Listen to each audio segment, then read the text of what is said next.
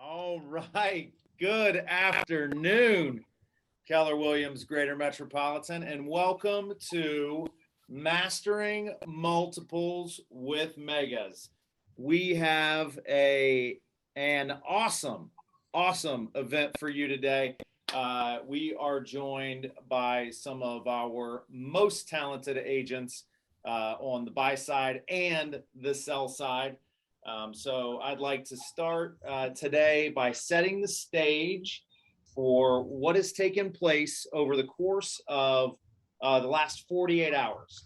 So our three rock star buyer's agents, Linzie, Potoczak, Lloyd, and Michael Pasadyn, all received information about fictitious buyers on, what was that? Was that a Tuesday evening, and on a target property? And then they were then encouraged to reach out to our resident listing agent, Josh Young, ask questions, talk a little bit about the needs and interests of the seller, and then submit an offer. So offers were due at 5 p.m. yesterday. We have them. We will be sharing those out to everybody, or sharing them as a part of this today. And then each buyer's agent will walk through their offer, how they structured it, why they structured it a certain way, and ultimately how they presented it to the listing agent. Then at the bottom of the hour or thereabouts, we are going to have Josh Young talk about the listing side. A very important part of winning in multiples is understanding what the seller wants, but also how your listing agent is interpreting the offer, how they're sharing it with their sellers, and then ultimately the things that are the deciding factors on offers. And so Josh is going to take us through his process and system to identify the best offers to help his clients get what they want. So before we dive into the offers, I want to introduce our buyer's agents first. So hailing from the west side, we have Miss Linzie Potoczak, our Lakewood specialist, somebody that is no stranger to multiples in that market. And so very excited to have her here with us today. And then you may know him by many names, but Mike Pasadyn, also known as the Big Bad Listing Daddy, is on the buy side today. Mike operates on the west side as well, and will literally sell anything with a door. And then finally, last but not least, is Miss Lloyd, member of the Young team, which means she probably sold 20 million last year, because that's what everyone on that team does. And we are very excited to have her here. And Josh will be picking a winner today. He will be selecting the winning offer. And of course, if it happens to be Anna, then we will all know that it's an inside job. So just kidding.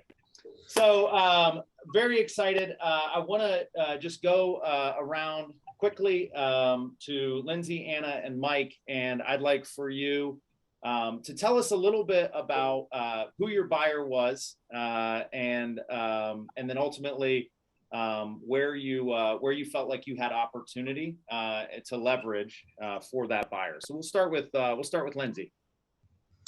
Sure. So my buyers are John and Jane Doe.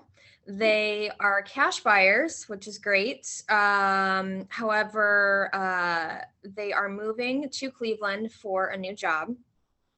Timeline, they would like a shorter timeline, so something to consider, obviously very doable with cash. One thing that they did mention to me is that they are, because they're paying cash, they don't want to go like crazy high over asking price. So that was something that I had to consider when writing my offer. Okay.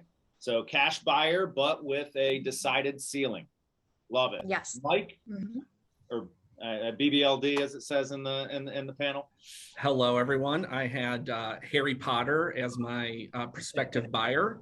He was a 20% down conventional with a flexible timeline, which obviously, played a little bit better than Lindsay's side because I could kind of maneuver that a little bit. So After he was done fighting Voldemort, apparently he had enough cash to buy a home. So that's where we're at. I love that. And then bring us home, Anna, on who your buyer is. Hello, everyone. Yes, I have the pleasure of serving Mr. Samuel Smith. He was a conventional buyer. He already currently lived in the area, so he was really familiar with the community, with how competitive it is, and had a lot of flexibility with his time frame. He was, like I mentioned, conventional, but was willing to take on some PMI and put down only 5% to be able to keep some cash free and be a little creative with his offer. Excellent. Excellent. So before we get into the offers, I'm going to throw up the actual, this is the property that our buyer's agents were vying for. And so you can see this is under contract and allowing showings right now. So we do have a winner. And this is listed at 274.9 on Strand Hill Road in Shaker Heights. So if anyone wants to pull that up and get a gander before we dive into offers, you're welcome to. But what I'd really like to get in with you guys now is you all reached out to the listing agent and had a conversation about what were the priorities for the sellers. How do you architect that conversation? What questions did you ask? And was there anything that you were doing specifically in the context of your buyer? So Anna, we'll start with you this time. Sure, Mike. So after I made sure to review everything that was on the MLS beforehand, because listing agents are just slammed with phone calls all the time. So I wanted to make sure it was productive as possible and they didn't get annoyed. And if you guys know Josh, he's very easily annoyed. So I just made sure that I had shared all of that information with my client. We had a general idea of where we might want to come in. Then I called Josh, and I always try to get a feel for what's currently on the table, as much as they're willing to share.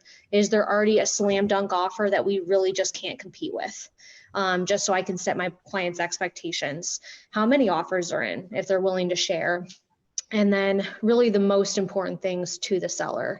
So if I can get any indication of price, of course, but a lot of it was talking about timing and what were the seller's needs, what was their situation, as much as he was willing to share.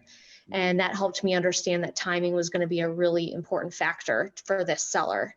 And even though we weren't planning to put down a significant down payment, it seemed like if we could come in strong on price and guarantee that price and just give the seller as much confidence as possible that we were going to perform, in addition to giving that timing flexibility, those seem to be kind of the main aspects that we needed to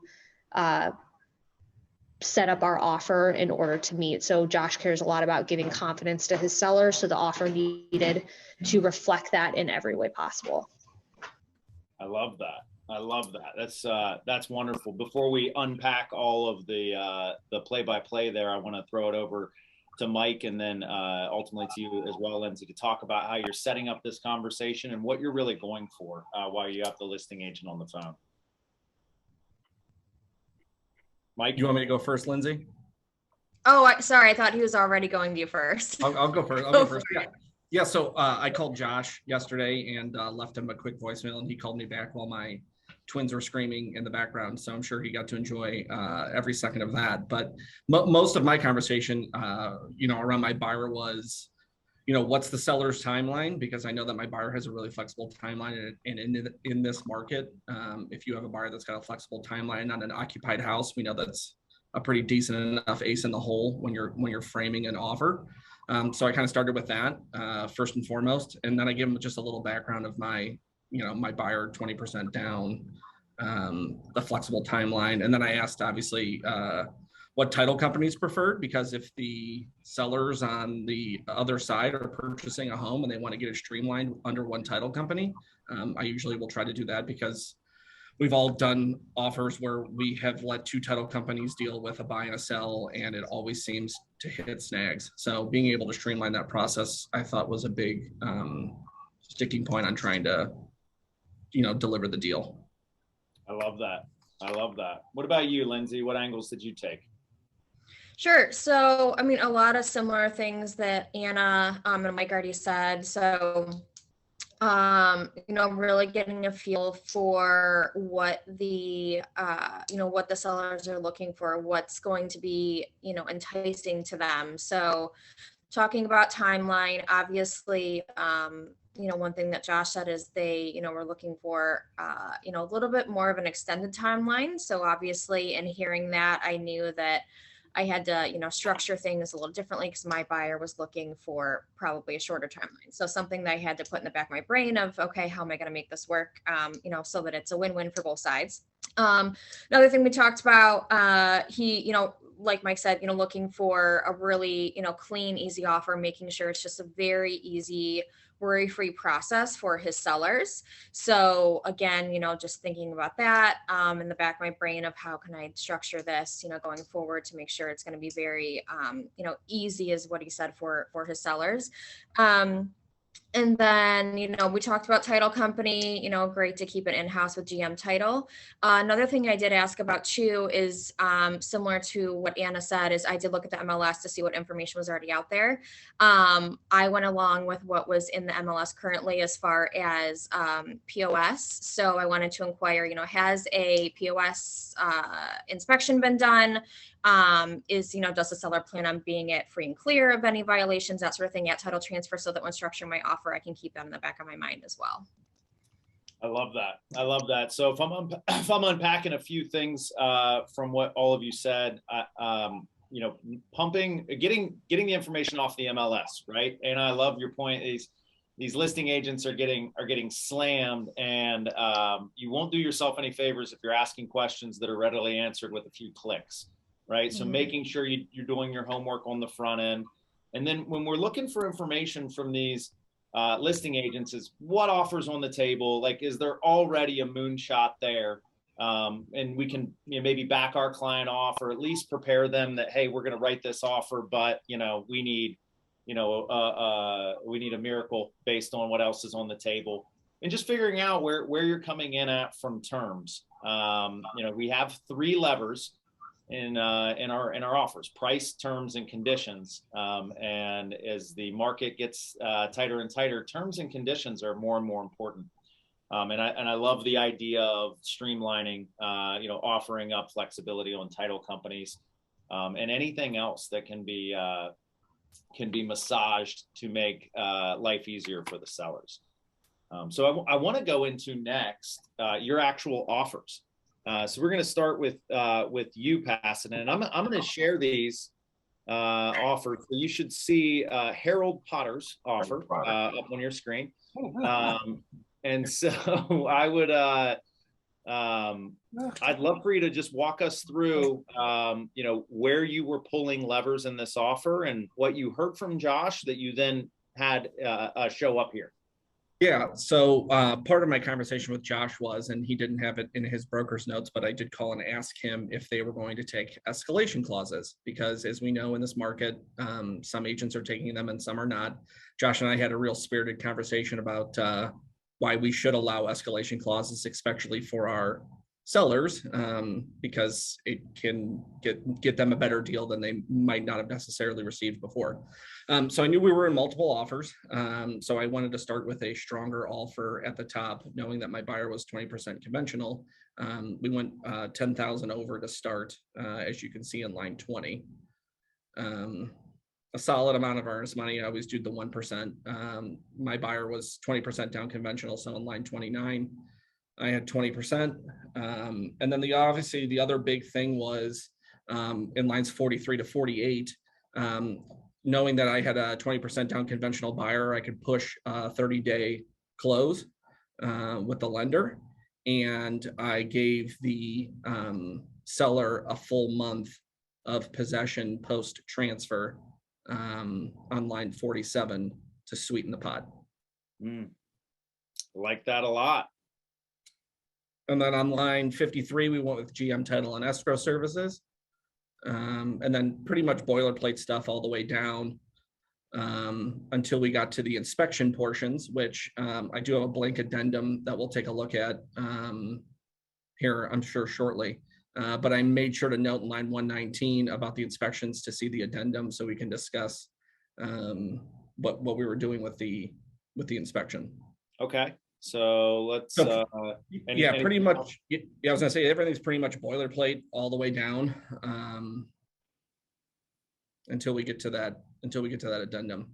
And then I did, of course, I added the seller's occupancy after title transfer. Our wonderful in-house attorney left a nice Facebook message to everybody in KWGM agents a couple weeks ago about making sure you've got one of these added on to your contracts if you are allowing a seller to stay post-transfer. So in lines 1 and 2, as you can see, since I knew my buyer had flexible timeline, I gave the seller a full month at $0 per day, knowing we were in multiple offers to see if we could win. Yeah. All right. And then here I've got the price escalation addendum. So I went up to 305 as a max, beating every offer by $2,000. So we try to throw the escalation addendum in there to see if maybe we could sneak one in and win at 284. But if we couldn't, we knew we could try to take it all the way to the low threes. So you can see in my addendum, and I let Josh know that he was going to get a fun addendum from me just so we can sprinkle some other conversation into this. So you guys can see here that when I talked to him, I said we were going to do an inspection for informational purposes only, and that the buyer will not ask for any fixes or reduction in price, but does reserve the right to back out over any material defects. I'm sure I'm sure our broker Andrew Ginter might have something to say about that sentence. But I've seen a lot of people do this recently, and I myself have also done some of these. It's definitely a gray area, all things considered, but it may sweeten the pot depending on the condition of the home and how nice it is. And then I also did an appraisal and purchase price gap up to $7,500, but I don't know how much money Harold Potter has sitting in the bank over there, but I wanted to put a little caveat in there because we did have a 20% down originally on our contract, but knowing that we might be able to bridge a purchase price and appraisal gap by $7,500, we may be able to take 5% of our original 20% and turn it into a gap and just kind of change the terms of our contract just a bit. Nice. And then you have your ABA. Yep. Pre-approval. Yep. I don't think there's anything else. I don't think there is. I think everything else was just boilerplate after you hammered me about not sending over you a full real contract. Yeah. Yeah, he thought he was going to get away with just some of the documents. I didn't want to do a property disclosure, and then I got I got shaken down and I had to do it. Yeah. All right, Anna, we're going to go over to you next. I saw that must have been a good offer, Mike. I saw a lot of shifting in the seat by Anna and Lindsay. They were like, "Oh, okay." Yeah. So why don't you take us through what's going on here, Anna? Sure. So great job, Mike. I got some good tidbits from how you put yours together as well. So I usually always start my offers with a summary page and try to just highlight the main key terms to draw attention to. I think this just helps sellers too when they're trying to digest all these different offers. If their listing agent doesn't put together a great spreadsheet like Josh does, to just help them understand what the big benefits of the offer are. I kept mine simple, just focused on the cover letter and then the standard purchase agreement. But we essentially went in strong, coming in at 302. Shaker Heights is just an incredibly strong market. So you usually need to give away, 4.5 kidneys to even have a chance. My buyer only had 2 and wanted both. So I figured we'll come in at 302. And then just to try to get out of the way or beat anyone who really just kind of capped out at 300. Because I feel that would be a pretty common place that other buyers would come in at. Inclusions, I had spoken to Josh about the seller's intentions for a point of sale, and he said the point of sale, because they had only owned it for a very short period of time, was very simple, and the seller was already in process of getting that done and said it was fine if we put in point of sale compliance. So we did that. Now, because I don't also know exactly how financially capable my client is, but I operated off the assumption that he wanted to put down a lower down payment and keep some of that cash available for to be able to make his offer aggressive in other ways with his terms. So he knows the area really well. He knows Shaker Homes really well. So he's confident he wants this home. So he is right from the beginning going to offer a $10,000 non-refundable down payment. That's going to give the seller a ton of confidence that this buyer has every intention of performing. And then I also reiterated in the letter and to Josh that we are using Sean Hadley, a fantastic lender, pre-approvals included, and that the buyer is willing to cover up to $20,000 of a potential appraisal shortage. One great thing to know about about Sean is that he can close a loan and he can work very, very quickly. So that helped a lot. Now, Strand Hill also had an inspection report already completed by a very reputable inspector. And so my client reviewed that inspection report and felt comfortable waiving inspections altogether. And then because Sean can close a loan in 3 weeks, we decided let's close this loan really quickly, close on the property, and then give the seller that full 60 days from contract to possession at no cost after the closing date. That we also wanted to communicate up front that the buyer could be flexible with closing and possession, since that seemed to be really important to the seller. And then finally, because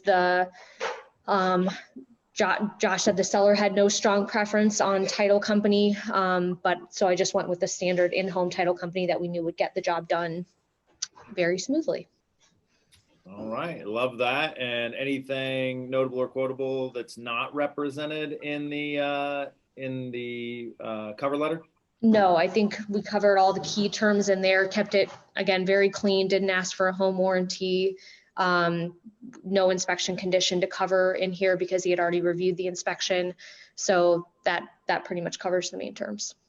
Perfect. And then we're going to bring it home with Miss Linzie, John and Jane Doe writing this offer. What did you do here?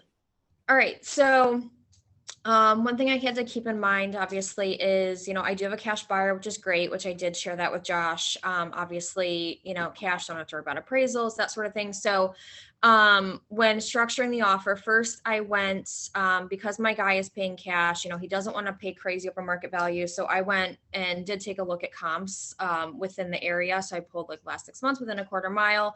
As we know right now in this market, sometimes that really doesn't mean anything out there, but just wanted to take a look to see how this was priced compared to comps out there. So within this area, and actually there was another sale on the street, the homes in this area are not selling for crazy over asking price. So I'm like, okay, maybe my guy can still, if we go $10,000 over asking, maybe we're still in the ballpark and we can make this happen. So we went in at about 10,000 over asking, about 285. We did go ahead and do a total of $10,000 in earnest money. So just to show that we are, very serious about purchasing this property, putting a lot of money in the game. So 5,000 upfront in earnest money, and then additional 5,000 deposited within 2 days following an executed ROC. So one thing that I did forget to mention, I apologize, is that my buyer has not seen this property because he is out of state. So with that being said, I want to still, be aggressive when writing this, but also still protect my buyer. So 5,000 up front, another 5,000 after an executed ROC. I wanted to get creative because my buyer does have the cash to try to use it in additional ways as far as terms are concerned. So one thing I did is, I think it's up top, is I put on there, because the POS hadn't been completed yet, is that my buyer would be willing to contribute up to $1,000 towards POS violations or by violation repairs if required by the city. So just something to keep in mind, just extra peace of mind for the sellers, again, to make it easy for them, just to know, hey, if any violations pop up, that, we're going to put some money towards them. Another additional piece I put in there is, if you look down on line 33, next to the financing, the buyer is going to contribute $1,000 towards the seller's closing costs. So this has been something that I haven't been seeing a lot, but it's helping me, win in other multiple offers that I've been in. So again, since my buyer is a cash, wanted to utilize that just for an extra piece, to entice the sellers. Going down, we, as far as close date is concerned, so I had to keep in mind, my buyer wants a shorter close, right? So I stretched it, as far as my buyer felt comfortable with, did just under a 30-day close, but then still allowed a 2-week post-possession for them. So they would be able to stay in the property for closer to that 45 or about that 45-day mark, which is what Josh had said that his buyers would be okay with. And that would be a free post-possession for them, so they could stay in the property for free. Did do GM title. What else do we have here? So for inspections, getting down to inspections. So I, again, wanted to make this just very easy and streamlined, worry-free for the sellers. So my buyers were already planning on coming in town should we hopefully get an accepted offer. So we did a shorter window for inspections. So 5 days for general home inspection, 8 days for anything additional. And then if you look down towards the bottom, so this is actually one of the ways that I was taught to write in and be able to offer to purchase the property and not ask for any repairs from the seller, is to go ahead and do strike throughs in the appropriate areas on the contract. So if you see on lines like 144 and down through 155, I did a strike through in the areas of where we would go back and negotiate an ROC. However, this still gives my buyers the ability to terminate the contract should they find something that they don't feel comfortable moving forward with within the inspection. So they just didn't feel comfortable, completely waiving inspections. Not something I do a whole lot. For my buyers as is, just generally, but especially because they have not seen the property in person, I definitely didn't want to go ahead and just waive those entirely. On top of that, what else? I think that is about it. GM title. Yeah, I think that was mostly everything. Now with this, I did, the seller post occupancy. So on here, I did still put in just as additional protection for my buyers. So as you see, it has $0 per day. It has the date on there. I did go ahead and still do a small security deposit of $500 just so that they are protected while the, should there for some reason be any sort of damage within the property while the sellers are still living there. And I did forget to mention as well. So because I do have kind of some extra additional terms and, they can easily be lost in a contract or, looked over or just, be a little wordy within the terms of the contract. In sending my purchase agreement over, I did go ahead and it's just actually embedded into the email instead of more of a cover letter. I highlighted and bullet pointed all of the terms of the purchase agreement just so that it was easy for Josh to be able to go through and see like all of the terms and things that we had laid out for the seller. Excellent. Excellent. Well, thank you guys for taking us through that. And thank you for taking this so seriously. I want to turn it over to Josh now and let him talk a little bit about the experience being on receive for these offers and these phone calls. Josh, you probably sold over 100 listings last year, and probably a lot of them in competitive environments. How did our buyers agents do? How did they do for their people? So yeah, the buyers agents actually did incredible. I was telling these guys offline that when they called me yesterday, they were so sharp and so serious about it. I actually started like panicking a little bit that they were not the agent calling for this. They were actually calling on the property. But no, I thought like all three phone calls were really, really kind of on point, really, in their own style. I tried to give them all the same information in that, most of the time in multiple offers, when we have a deadline set, I don't pay a ton of attention to how many offers have come in. I'm kind of, the way I look at it, the way I set it up with the seller's permission is like, we have a highest and best deadline. We'll kind of collect all information and look at it that way. With these sellers, I let them all know that, 60-ish days would be ideal for them to get out, but I set expectations with the sellers up front that not every buyer has that sort of flexibility, and that they were prepared to get out of the house if the rest of the terms made sense for them. That we were waiting for the point of sale to be done. It was in the process of being scheduled. That was a negotiable term. I didn't expect, my client just bought the house maybe a year and a half ago. It's a renovated house. I wasn't expecting a lot of challenges with the point of sale, but it certainly was negotiable. I thought my sellers would take care of it, but one of the sellers lives in Florida. And so, we could approach that anyway. Relatively speaking, I did tell all three of them, and I say this for most of my clients, that one of the most important things for me is clean, easy, and we want to work with a buyer that is going to get the job done.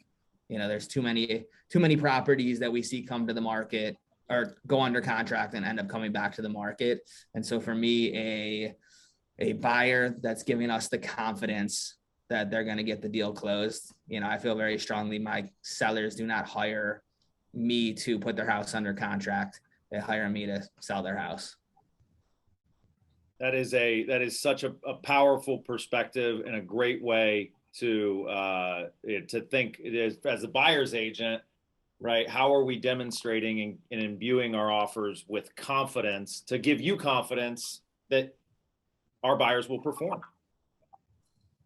Yeah, I was really impressed. As you mentioned, like we see a ton of offers come across our desks, our emails. I was really impressed. All three offers I thought were well written. Not knowing, just like normal, what the buyer's background was, what their stipulations were. I thought all three showed a creative use of a lot of different terms in the contract, which really for me is kind of the thing that I was most excited about getting across today, was that I think there's too much focus on just price or just financing type. And there really are so many other aspects to the contract, to the transaction, that really I think are just as important in the end. That is really good feedback, and if you want to say that again louder for the people in the back, that you're telling me that it's not just price. It's not just price. I mean, I have had two sellers in the last probably 4 months, both of them being first-time home sellers. When looking at the offers that we've had come in, there has been at least one offer that had a ridiculous price. We might say a lot of prices are ridiculous in the current market, but a price that makes all of the others look even, it makes that one even more ridiculous. And both of my sellers, who know nothing about real estate, have never sold a house before, both have said to me, they're like, there's no way that offer is closing. They didn't have any terms to support it, to give you confidence. And it's like, they're just throwing a number out there. And it's like, there's no way. It's like, you guys could have written 5% down $1 million on this house. It's like, it's a great number. We're never going to see it.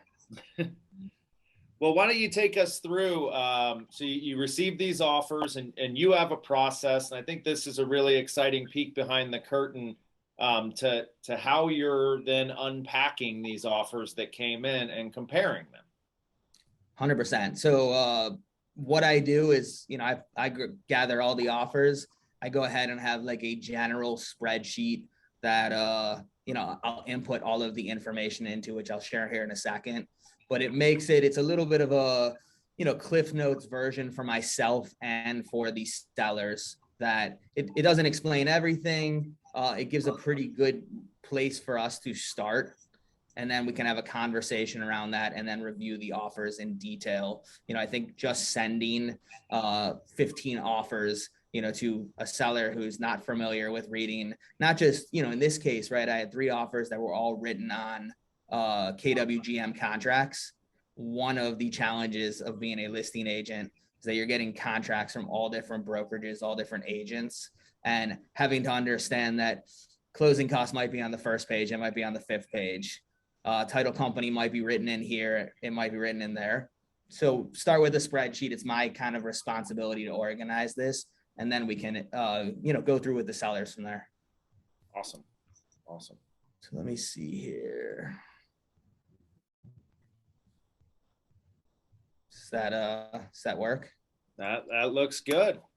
Fantastic. So, basically what we have, the 3 offers. I put on here for myself the agent name and the buyer name, just so that I can keep it, keep track of it as I'm discussing, as I'm referencing or going back through to make sure I've got all the contracts in here. We've got the net price, and basically I leave this blank at first. Once I put in all the offers, this is essentially not just the price they're offering on the offer line, but taking other things into consideration. Financing type, closing date, possession date, inspections, kind of my shorthand for general other, 5 days, 8 days, general other, 5 days, 10 days. Earnest money, what does that look like? For Linzie, it was $5,000 and then an additional $5,000 after signing off on the ROC. For Mike, it was $2,000. For Anna, $10,000 non-refundable.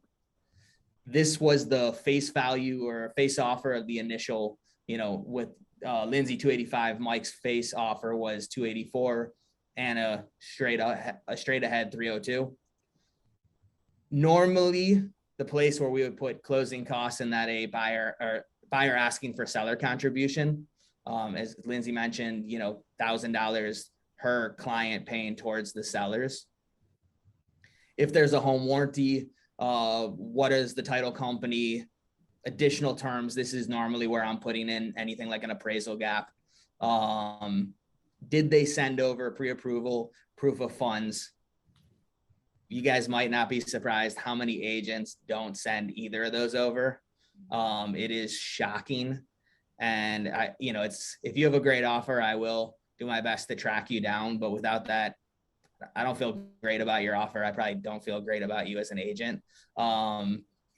Interestingly, so, we had a cash buyer, so just proof of funds was necessary. Finance buyer just sent over a pre-approval. Something we've been doing on our team. I have a sister who lives in California. We met 2 years ago with the realtor she used out in San Francisco. And something they're very common for doing is, if you have a finance buyer, sending over the pre-approval, but also sending over proof of funds for anything like the down payment, earnest money. If you're doing appraisal gap, it just makes your buyer look a little stronger. It basically shows, having a pre-approval letter from Sean goes a long way. Probably goes a lot farther than having a pre-approval letter from Rocket Mortgage. But having a pre-approval letter from Sean and sending over, a bank statement showing that they can cover the down payment, the non-refundable earnest money, the $20,000 appraisal gap, to me is one of those things that really can set a buyer apart. Is the property contingent on selling? In this case, none of the offers were contingent on selling their home. Any additional notes? We had $1,000 contributed towards point of sale repairs. The inspection was as is or for informational purposes only. And that I did want to note that on the post-occupancy addendum that they were asking for a $500 security deposit.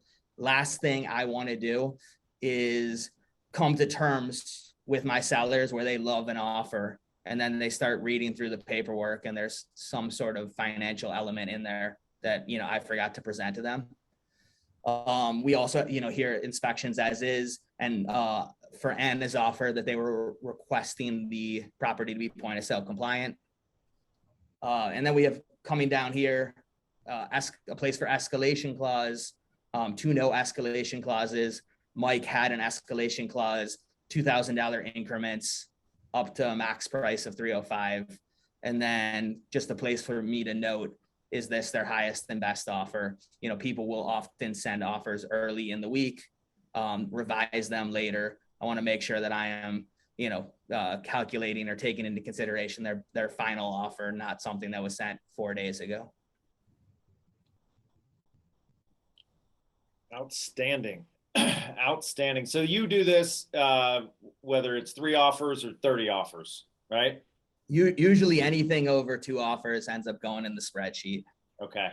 I feel like 2 offers, we can probably talk about it, pretty easily comparing terms to terms. But I think at the end of the day, for sellers, having a visual where they don't have to flip through 5 pages or 12 pages, this just makes it a really nice way of being able to reference, like, hey guys, offer number 2 or offer number 7, look at this compared to this. And I think most of my sellers have found this to be very digestible.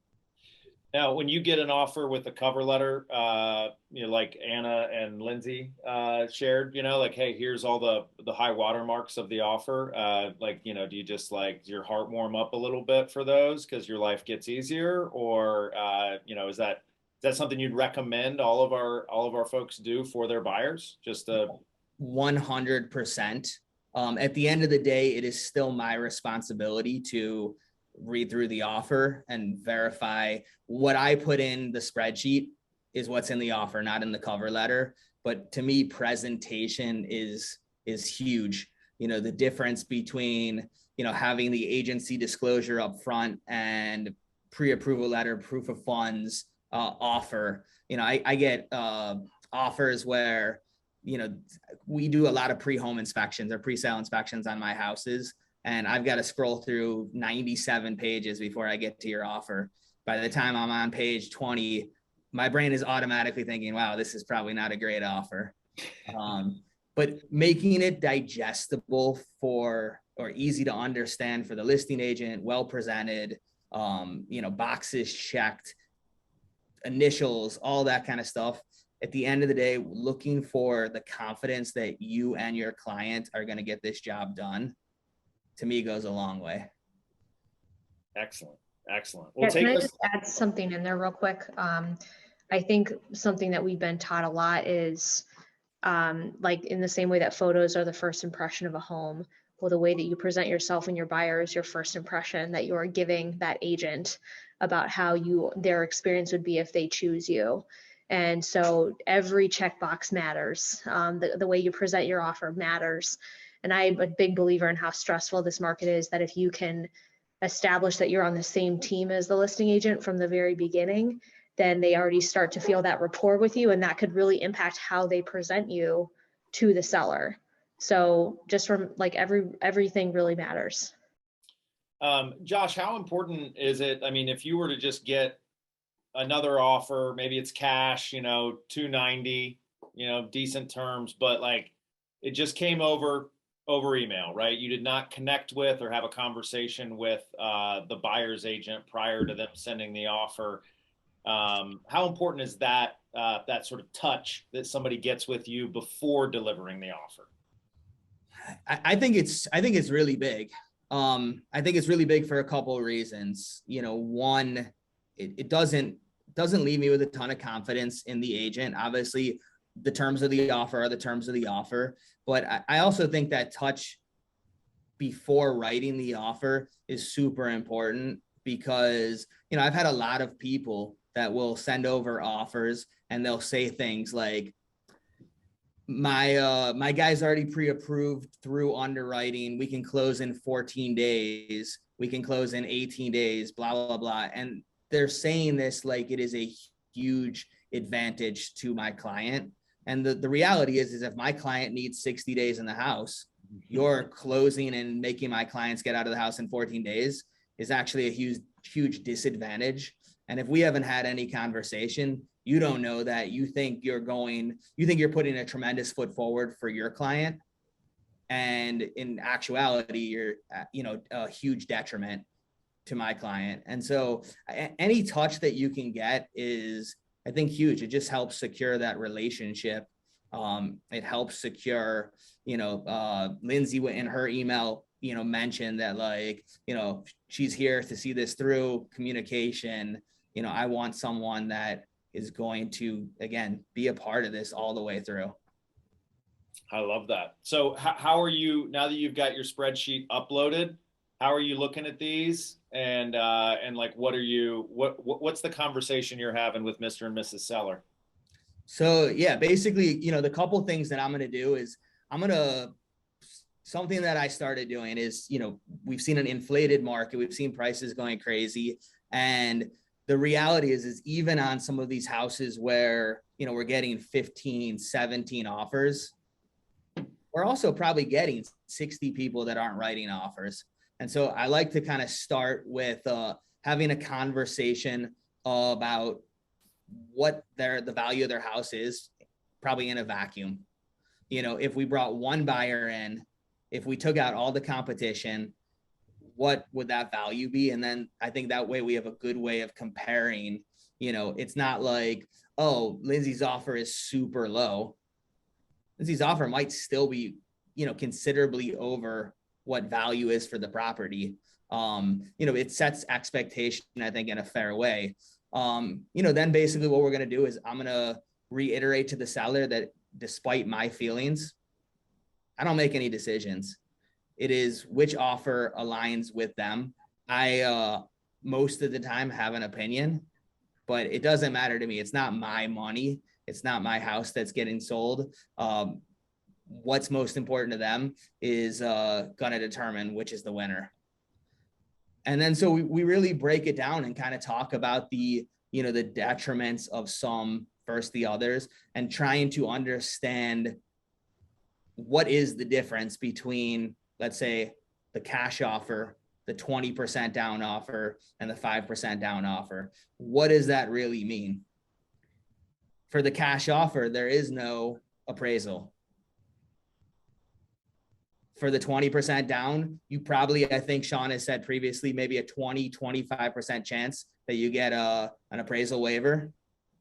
75% chance there's going to be an appraisal. The 5% down, there's going to be an appraisal. But if you have a buyer that has shown that they are financially capable, they've shown a pre-approval letter, they've shown proof of funds, feel pretty good that they're going to get their loan. Obviously, it's still a contingency. If there's an appraisal gap, I have to start looking at this and saying, all right, this is cash. There's no appraisal. We don't have to worry about this. With these two coverages and gap, what does that really mean? Well, to me, I look at this one and I say, all right, well, if this is our cash offer, this offer, as long as the appraisal comes in at 266, the net number is going to be the same. What is our confidence level in that? Again, not my decision. The seller might just say, look, I understand the math. I understand the odds. I want the security of cash. But I'm going to break things down like that. We're going to talk about things. So for me, the closing costs, I think interesting ways, the closing costs, the escalation clause, all really interesting ways to get to the same end result. When I look at the net number, this offer was $285, willing to contribute $1,000 towards the seller closing costs. It might not be 100% accurate, but in my mind, that makes this a $286 offer. The escalation clause, despite the fact that we started at $284, given the parameters of the offers that we have now, makes this a $304 offer because our next highest offer was $302. And so then we're just going to kind of break down the difference between, all right, well, we have no inspections versus 2 inspections that are as is. In this case, we have done a home inspection ahead of time, which made Anna's buyers feel comfortable to not do an inspection, but it probably also made my sellers feel comfortable with the condition of their home. And of course, I would have asked these 2 guys if they had seen the home inspection ahead of time. And so for them, as great as it is to have no inspection, my clients might feel very confident with buyers 1 and buyers 2 having an inspection, knowing that we know there's no surprises coming up, but it's still a contingency. And then kind of, going through and just weighing the offers and figuring out which one resonates the best with the seller. Excellent. So in the circumstances of Strand Hill, this is under contract. Which one of these, if we were gonna pick a winner, because that's what we have to do here, which one resonated, would be closest to what ultimately resonated and went under contract for that property? If you were Sure. So the offer that resonated with me, and there was no team to team love here, but was offer number 3. Reason being, I do believe that not having the inspection, the one contingency is great. We have an offer that has one contingency, and 2 contingencies. I thought the $20,000 appraisal coverage certainly makes me feel very strong that, I would hope this property can at least appraise for 282. If it doesn't, we're still probably coming out ahead from, the cash offer. And I thought the 2 things that, kind of really stood out, even though on this one, my sellers are going to be obligated to handle the point of sale. I thought between the non-refundable earnest money, especially of $10,000, and the post possession and the proof of funds kind of supporting that, just edged out the other 2 offers. But at the end of the day, this, looking at the 3 offers, depending on the actual seller, I could really see them going with any of the 3. That's awesome. Well, congratulations, Anna. Sam Smith, going to be a happy camper. I want to talk about something, Josh. When we were having a conversation, and this came up with a couple other agents immediately after I talked to you about it, but talk about a little bit about escalation clauses and how it actually weighs out. When you see something like this, okay, we'll go up to 305 at 2K. What are the escalation clauses that really catch your eye, or ones that are just might fall flat? Yeah, so I think the biggest confusion, maybe, I don't know, confusion is the right way to put it.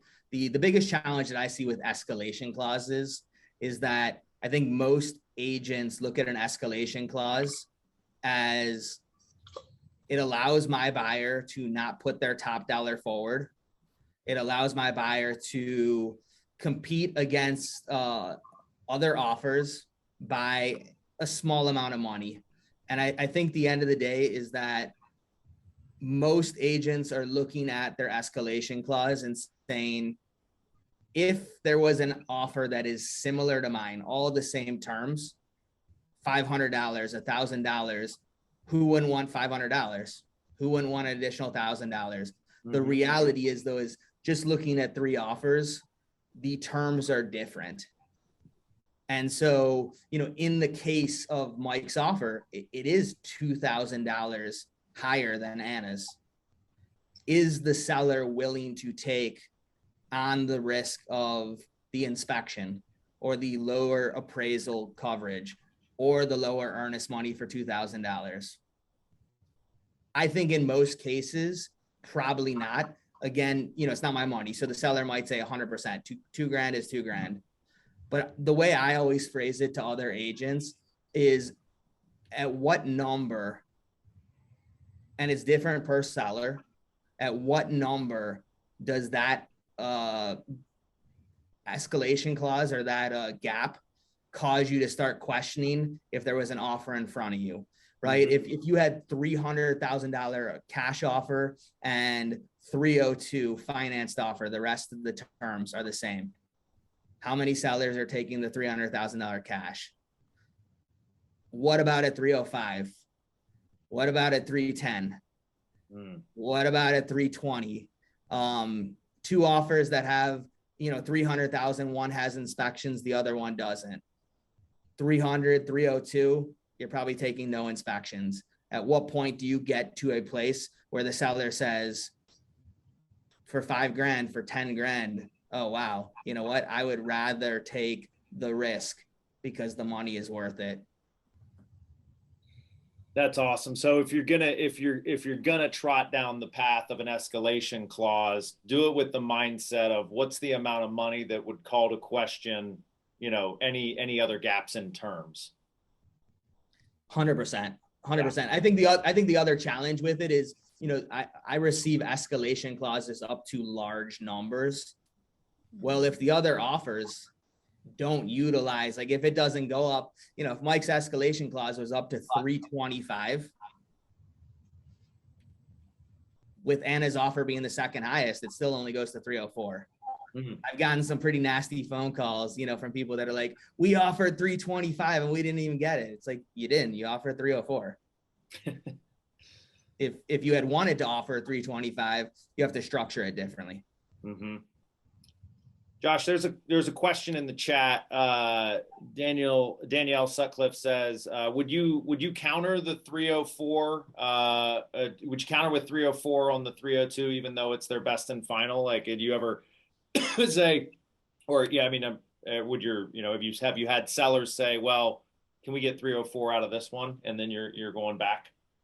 Yeah. I mean, at the end of the day, despite it being best and final, like, we'll do whatever the seller wants. I do think that a lot of this, I told all three buyers agents that I want a partner that's going to get us to the finish line.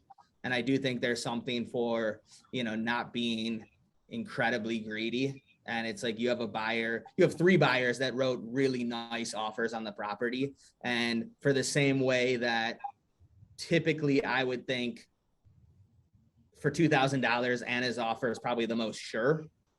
Mm-hmm. I think it goes the other way, right? Where it's like, if we start going back to Anna and saying 304, give me $2,000 more, it's a risk reward thing. Mm-hmm. But I mean, there's always opportunity, and like, we'll counter escalation clauses if someone sends it over. Like, I think there's a lot of different ways to structure it. Awesome. I want to open it up for questions. We have about 80 people, 75 people in the Zoom here. Questions for anybody and everybody on this awesome panel. Ton of great takeaways today from both sides of the deal. But what other questions? What things are hanging out there? What do you want to know from these experts, guys? I've got a question. Josh, what is your feeling about a buyer letter to the sellers? Yes, no, up to the seller. What are your thoughts on that? I have no feelings about it. Like, it doesn't go on the spreadsheet. I will ask the sellers if they want those sent. I know there's a lot of, seems like mixed thoughts on it, but at the end of the day, it doesn't go on the spreadsheet. I try to look at things as analytically as possible. Thank you. Great question. I thought you were going to ask what my thoughts are of having my father ask a question on the Zoom call. I didn't care. Yeah. So Julia, I wanted to comment on that really quick. So just from a buyer perspective, so like, and not to go against, what Josh said. So on the listing side, I've been going along with just what Andrew has told us as far as not presenting them. But as far as on the buyer side of things, I have still been having my clients write them if they would like to, because there are a lot of listing agents out there still presenting them. So just from the buy side of things, if my buyers are willing to do that, I still have been writing them, because I was just in a multiple offer situation, and I mean, they specifically remembered our letter. So just wanted to add that. I 100% agree with that. Like, 100%. The end of the day, I think on the buy side, it's your obligation, as long as you're following compliance rules, whatever, to do whatever you can to give your clients the best opportunity. And 100% other agents that we are dealing with do not have the same training, don't have the same understanding of things. And so you never know. Give your clients the best opportunity. Excellent. Julia, you have your hand raised. I do. Thank you. Josh, this is for you, I guess. Did the non-refundable earnest money play into how you presented that to your sellers versus just the standard like 1% or what we see most commonly agents put on their purchase agreements. Definitely. Earnest money is to me such a overlooked term. I think 1%, I don't know where it came from. It is, it's nice, but at the end of the day, if you look at, Anna's client being the lowest down payment, they're still putting 15 grand down. Showing you're on the assumption that your buyer is committed to this property, and there's always risk with all of this, but the assumption that your buyer is really committed to this property, they got to come up with that money anyways. Not necessarily non-refundable. Non-refundable is great because then there becomes even less risk. Great. If Anna's buyer backs out in 3 weeks, we've got 10 grand. We'll probably go back to the market or go back to the 2 other offers if they're still available. But if you want to stand out knowing that there's risk with it, but your client's still coming up with that money, the bigger the earnest money. Nobody else does that. Very few people, I should say, do that. Great question. One in the chat here around the physician loan, which exists and shows up a lot in our market where they can take advantage of 0 down. Well, let's bucket in all the different financial products, VA, FHA. A lot of concerns that reflects poorly or doesn't show commitment. How could I dress up a 0 down physician loan to make it more attractive? And that's a question for the entire panel. If you have any strategies you use to win with what might be deemed as less attractive financial products. So, I mean, from a listing agent side, specifically, like let's say for the physician's loan, really any down payment, it doesn't really make a difference to me. If you can show that your client is financially capable of getting the loan, at the end of the day, once we close, the seller makes no more money off 20%, 0%. If, for example, on the physician side or a VA side, right? And this is not always the case. This is a conversation Anna and I've had previously. If you sent me a physician's loan with 0% down and a proof of funds that they have $1 million sitting in the bank, they're getting that loan. They work at the Cleveland Clinic. Like, what does the seller care how much money they're putting down?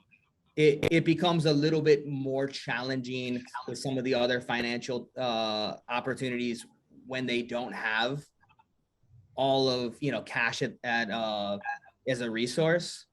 But I think that's where things like the other terms, the post possession, in a lot of cases, cash, get out of the house in 2 weeks when my clients need 60 days. There's a lot of people that rather take an FHA buyer that's willing to give them something that matches with their lifestyle or their needs over the other cash offer. That's awesome. Mike, Anna, Lindsay, anything on that? I think to Josh's point, the physician loan might not be quite as much of a challenge in some circumstances because if they're through residency, especially, they do tend, in my experience, those clients have tended to be financially capable to the point where they're willing to at least cover a portion of an appraisal gap. And then, of course, there's all the other terms in that offer that have nothing to do with their financing. When it comes to VA and FHA, I think it's really important to make sure that if you're going to put your client in a multiple offer situation, that you are doing as much due diligence as possible and setting them up for the ideal outcome of success. I think we're doing a disservice to our clients if we put them into a situation, and everything of course is their choice, but if we encourage them into a situation and maybe give them false pretenses of success or don't set their expectations. It's not a difficult question to ask a listing agent. Do you think this home would successfully get through an FHA inspection or a VA inspection? That could help your client know whether or not what type of home they should focus on, for example, so that they can be more successful. I have more success having my clients wait until the home has been sitting for 5 days instead of brand new to the market. That way, if we're in multiples, it's at least significantly less aggressive. And then I think too, I'm sure some people have employed this, if they think the home will inspect well enough to get through that inspection, they can still offer to cover a certain amount of their possible required repairs if they're able to do that. So there's all sorts of ways that you can kind of try to bring your offer up to more comparable to a conventional loan. And really it all comes back to Josh's comment about confidence that that buyer can perform. If you're not confident that that buyer can perform, then maybe direct them to a different home. Well, and there's a great comment here that says use a phenomenal lender, not Navy Federal. And I think that goes a long way. Like VA loan, I have a lot of clients that, serve that, respect people in that position and are actually really excited to work with someone with VA financing. I don't think I've ever had a Navy Federal deal close within 30 days of the actual closing timeline. If Sean is pre-approved this person, it's like if Sean says they're pre-approved, I feel really good about that, regardless of the financial type. But I think that's having a lender that you and the agents in our area feel confident in, I think goes a long way. That's awesome. Great plug for Cross Country Mortgage there. I'm sure that Hadley will get you some wine in the mail, Josh. We were just promised that we'd be in the commercial next Brown season, and Nice. I was going to be sitting in the booth with the guy. Cool. Very cool. Mike, Lindsay, anything to add there, just in terms of pumping up the tires on your clients to make sure that they show well? I think similar to what we've talked about is, like Anna said, first impression is everything. So, I've worked with clients where, they're, wishy-washy as far as, well, how strong should we go in? Should we do this? Should we do that? And so, I speak to that. I think about it for myself, but also for the client. And there definitely have been instances where, we've written an offer and then my clients, come back and been like, wait a minute, let's go higher, or let's do this, or let's change this term, or whatever it might be. So to what Josh was saying is, if he's putting it in a spreadsheet and then the client increases their offer, that sort of thing. I just always encourage my clients and say one thing to them as far as, what is the highest and best? Think about it as, what are you going to feel comfortable with if we lose this house? Like, end of the day, you have no regrets. What does that offer look like? And we talk through terms, we talk through options, sale price, obviously, as we said, sale price isn't everything. So, and then, one thing that I do for them is, we talked a lot about terms on this call, and I put it to them as, I'm going to tell you everything that I have in my arsenal that we can use to try and get this deal done. So here are your options. We'll talk through inspections with no repairs. We'll talk about appraisal gaps, any of the terms that we can speak to. And then I ask the client, okay, so what do you feel comfortable with? What are some of these terms that you want to utilize? So I just, when working with the client, I don't want it to come across as, too pushy as far as, well, Lindsay's just trying, we're just going to literally just give all our money away and we're just throwing away all the terms and we're not protecting ourselves. I want to make sure that they understand that I am still doing everything I can to protect them and have their best interests in mind, but also giving them everything that I can on my end to put forth a strong foot in getting this offer accepted. I love that. And I was actually going to say, with how fast our market's been changing recently, I think it's really important to send over historical data to your clients before they're looking at a city or a neighborhood, because some people that haven't looked at a house in 2 years or 6 months or 10 years have no idea what this market looks like. And you're doing a disservice to your clients if you're not prepping them for the bloodbath that is today's housing market. So making them prepared for what they're going to see, I think is really important. You talk about the bloodbath that is today's market. The reality of it is, in my opinion, we get 5, 10, in the Strand Hills case, we had 17 offers on this property. 5 of them were decent offers. The competition, if you can write a good offer, if you can write, it doesn't most houses that we sell don't have the unicorn of offers, right? It's just 20% over ask, no contingencies, you know, as Anna said, offering up at least 4 kidneys. Most houses don't end up actually selling with that. At the end of the day, if you can structure a creative, like I would consider all 3 of these offers, you know, really strong offers. A lot of offers that come in are, you know, they don't have proof of funds or pre-approval letter. They are missing half the things. You can tell that like half the boxes are filled out as TBD. Like at what point will we be determining that? Like maybe we can determine the price later too. The competition is, if you know what you're doing, if your clients are on board, it's not as bad as everybody makes it out to be. It's not good, but it's not as bad as everybody makes it out to be. I have a question actually for Andrew Ginter. I'm wondering if, with everything that we've been talking about and everything that he sees on a daily basis, if he has any thoughts, comments, or cautionary comments for us as buyer's agents, just something to be careful about. Yeah. The biggest thing is that whole informational purposes only language on an inspection that really doesn't mean anything at all, because all of the contingencies in the inspection section are still there. So the people I've had direct conversations with, one of which is Linzie, are doing it in a way that actually matters, which is to cross out the whole section about renegotiating, as opposed to just saying, we promise we won't renegotiate, because that just doesn't get you anywhere. And the non-refundable earnest money is interesting. I'm not entirely sure that the way that that's written on Anna's offer would really stand up. I think that in the end, if the buyer got cold feet, there'd just be a pissing contest over that 10 grand. So I think you'd have to have a little more direct language about how that money gets to the seller if they don't perform, in order for it to actually be non-refundable. So I guess as a listing agent, you're like, that sounds nice. You'd receive that and think like, well, this is great. Like Josh said, if it doesn't close, we got 10 grand and we're still probably going to sell it for about the same amount of money to somebody else. But I would be afraid of setting that expectation with the seller and then it turning into a difficult process to get it. Again, without there being way more direct language about everybody agreeing to sign a mutual release, blah, blah, you know, it would take 4 or 5 sentences probably to really hammer that down.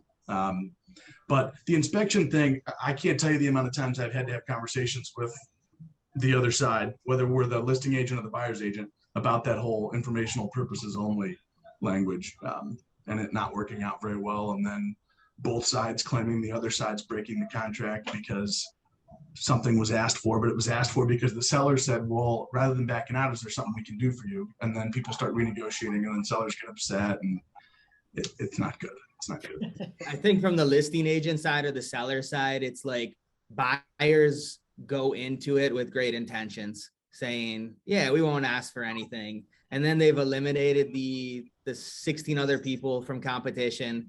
A week later, they're sitting in the house and reality starts sitting in. And then it's like, oh, wow, we just paid, you know, and I think there's this misconception, right? A lot of people feel like they're paying 10% over value. They're not really paying 10% over value. They're paying 10% over list price. The offers that we're generating show the value is clearly much higher, but you know, buyer's remorse starts sitting in. It's a big part of the reason, like most of my offer deadlines are on Monday after the weekend. I don't love the idea of people seeing a house on Sunday and having to rush to make a decision, write an offer, and then they wake up Monday morning, we've accepted something, and they think like, oh crap, what did I do? Yeah. Jeff Longo, I see your hand up, my friend. Go ahead and unmute. Can you hear me?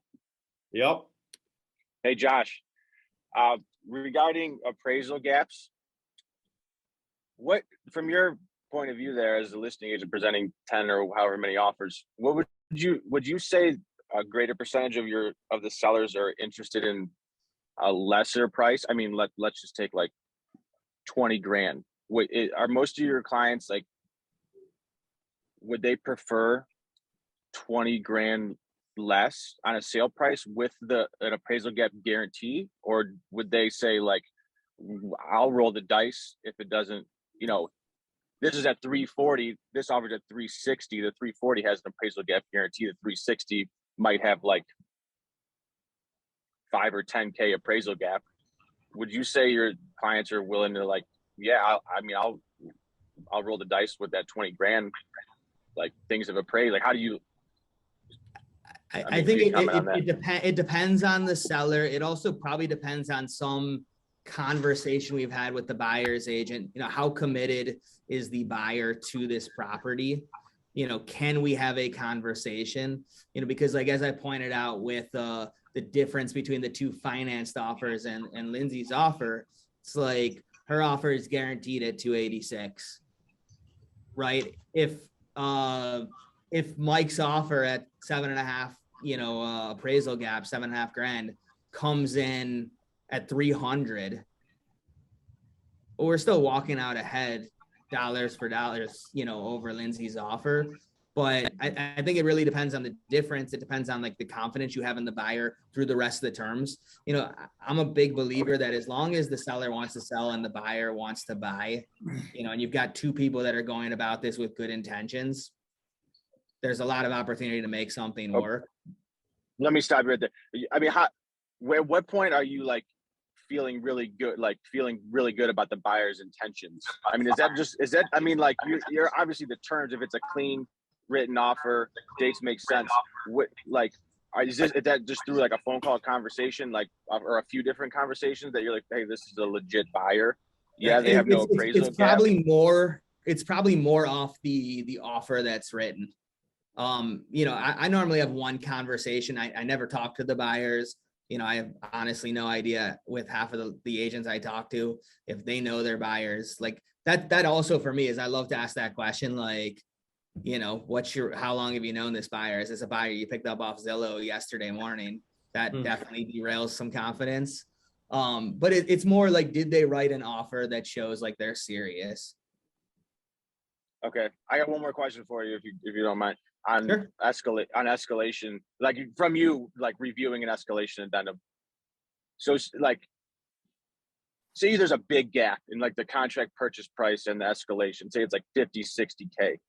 Does that like negative to you at all, or would you prefer that to be like a little tighter with like a bigger increment? Does that have any weight whatsoever? I would say for a lot of people, probably yes. For me, no. Like, however you structure it, I kind of look at it as what does it do in the end for the final number. You know, like you take like Mike's offer, he wrote 284 with the escalation clause. He could have written full price 275 and it wouldn't have changed the way I looked at it, because to me at the end of the day it just becomes a 304 offer. But I definitely think that, you know, for some other listing agents it probably does matter. I do think from my perspective I see some escalation clauses that are so small in gap that I don't quite understand why we've used it. You know, like a 285 offer price with an escalation up to, you know, 288 in $1,000 increments. Like, right. Why not just offer 288? Yeah. At that point, I'm starting to be confused as to why we're going that route anyways, but the bigger the gap, not really a concern for me. Okay. But the increments obviously make a difference, right? Because I mean, if you're talking like 300 to 375, like you would want it, I guess it still wouldn't matter. I mean, I guess it comes in other terms, but like you're talking like you would want to see at least 5 or 10K on the increments. On the increments, yes. Oh, well, only because, like I said, if you don't know who you're competing against, right? And you know, to me, it's just that 1,000 that like, and I can't speak. I've asked myself this question on offers, like where I don't know what direction I would go, and so it's like, at what offer, what increment are you gonna walk away from the cash deal to go with yours? You know, what increment are you going to walk away from the no inspections to go with your inspections? I think it's one of those things where you're kind of rolling the dice, but that's how I look at it. Thanks.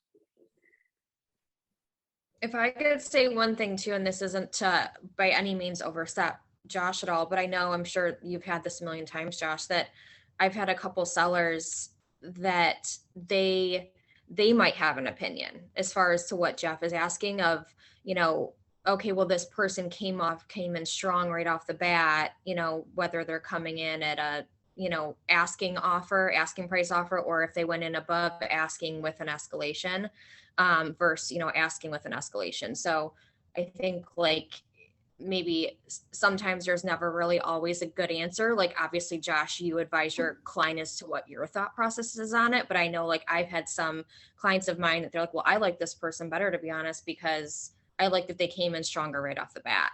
So I feel like too, it comes off, with the client things as well. Definitely. I mean, I never know, some sellers I know really well, some sellers I barely know. They all react differently. I have some sellers that, flip out about closing costs. It's my job to explain to them, the logic behind it and what it does for their net number. But 100%, I have some sellers that just lose their mind over, a buyer asking to finance 3% or $3,000. Excellent. All right. Last call for any cues from the crowd. I know we've kept everybody about 20 minutes longer than we expected to, but really outstanding content. And Josh, Lindsay, Anna, Mike Pasadyn, thank you guys so much. You're with plenty of listings for Josh, and I'm sure the last thing Anna, Lindsay, and Mike wanted to do is write a fake offer that it doesn't pay a commission. But I really appreciate you guys leaning into this. This was incredible. Ton of great information. Did you say this is not paying commission? Well, you're gonna have to talk to Josh about that. Yeah. Thank you guys so much. Appreciate everything. And if anyone has any questions, please, always these folks I'll avail them on their behalf. If you guys need anything, please reach out, and have a great weekend, and use some of this stuff to win this weekend.